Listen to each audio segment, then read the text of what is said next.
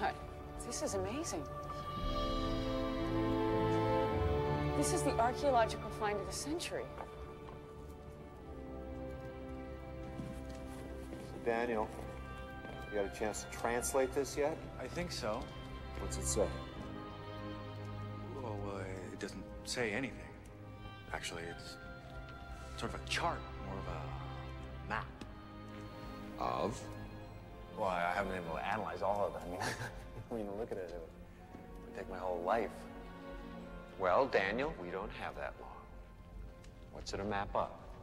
Well, the cartouches seem to be separated clearly into groupings. Each grouping is attached to the others with a series of lines, and each grouping of glyphs contains 7 symbols, so you can see where this is going, of course. Tell us anyway. All of the symbols are on the Stargate in the Abydos chamber. I've also managed to chart some of them in the Abydos night sky, or at least pretty close. Jack, I think that this is a map of a vast network of Stargates that are all over the galaxy. Okay, so what did we just figure out? Any civilization advanced enough to build this gate network would be able to compensate for 50,000 years of stellar drift. So, the Stargate can go other places. The aliens could have come from anywhere. Boys who survived the attack on the base camp thought it was Ra. I thought he was dead, gentlemen. Which is it? Oh, he's dead. He's definitely dead. I mean, the bomb... I mean, he's got to be dead, right? Then who's coming through the Stargate? Gods. What? Not as in God. Ra played a god, the sun god. He borrowed the religion and culture of the ancient Egyptians he brought through the gate, and then he used it to enslave them. You see, he wanted the people of Abydos to believe that he was the only one. So you're saying Ra's not the last of his race after all? Maybe he's got a brother Ray. That's what we need. Wait a minute. The legend goes, Ra's race was dying. He survived by taking over the body of his human host, an Egyptian boy. But who's to say more of his kind couldn't do the same thing? I mean, it could have happened anytime, anywhere there's a gate. I mean, this could be happening right now. Colonel, you've had the most experience in fighting this hostile, assuming you have to defend yourself in the field. Are you up to it?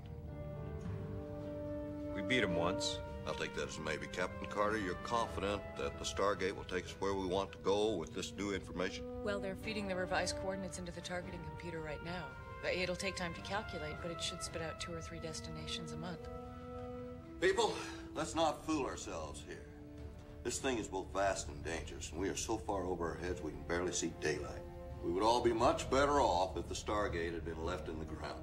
With respect, sir, we can't bury our heads in the sand. I mean, think of how much we could learn. Think of what we could bring back. What you could bring back is precisely what I'm afraid of, Captain. However, the President of the United States happens to agree with you. In the event your theories pan out, he has ordered the formation of 9 teams, whose duties will be to perform reconnaissance, determine threats, and if possible, to make peaceful contact with the peoples of these worlds. Now, these teams will operate on a covert, top-secret basis. No one will know of their existence, except the President and the Joint Chiefs. Colonel O'Neill?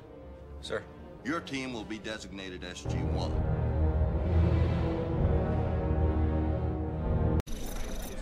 We've gotten closer and closer to finding the location of the lost city, but it turns out we've been looking in the wrong place all along.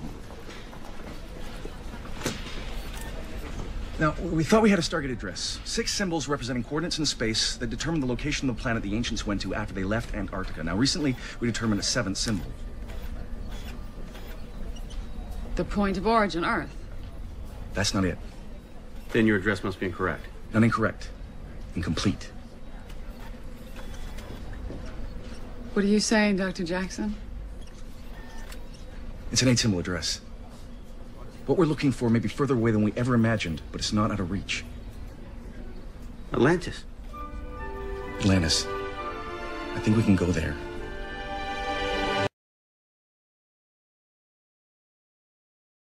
I've heard the ancients packed up their entire city and left somewhere between 5 and 10 million years ago. In their flying city. Yes. What? Flying city.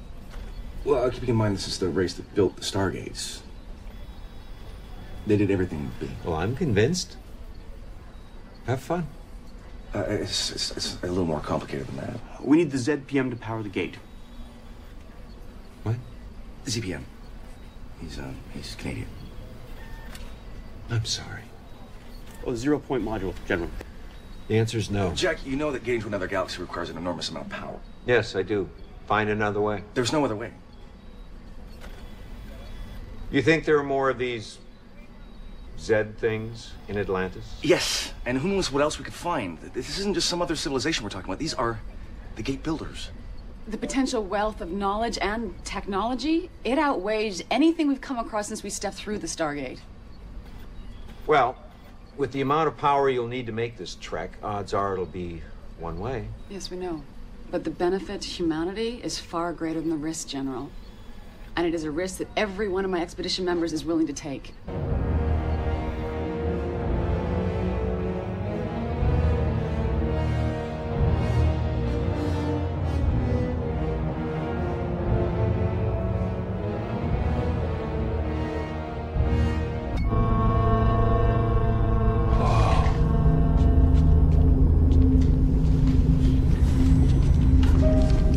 What are we looking at?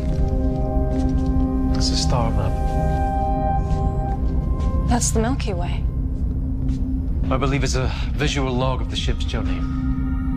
So this is where we are now? No, that's where the ship originally embarked from. Earth. It's leaving the galaxy. It did.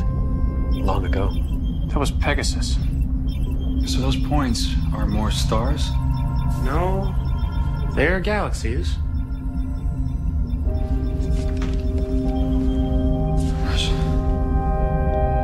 Where the hell are we? Several billion light years from home.